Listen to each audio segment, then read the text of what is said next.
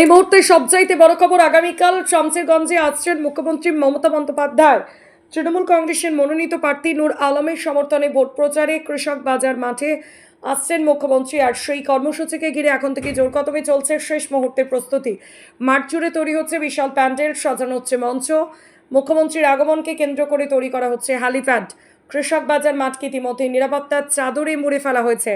প্রশাসনের তরফ থেকে নেওয়া হয়েছে কড়া নজরদারি, যাতে কোনো রকম অপ্রীতিকর ঘটনা না ঘটে, সেই দিকে বিশেষভাবে সতর্ক রয়েছে প্রশাসন।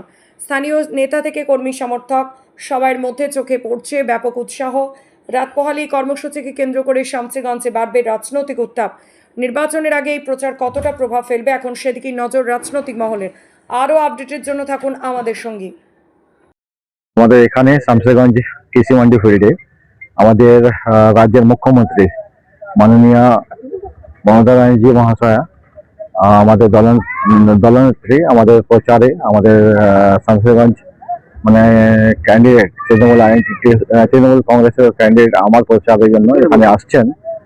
তো আমি শুধু একমাত্র টোটাল শামসেরগঞ্জবাসীকে আমি আহ্বান জানাবো, আপনারা অবশ্যই এখানে আসবেন এবং এই যে আমাদের মুখ্যমন্ত্রী আগামী দিনে যে উন্নয়নমূলক কিছু কর্মসূচি নিয়ে কি বার্তা দেবেন, সেই বার্তাটা শুনবেন এবং সাফল্যমণ্ডিত করবেন।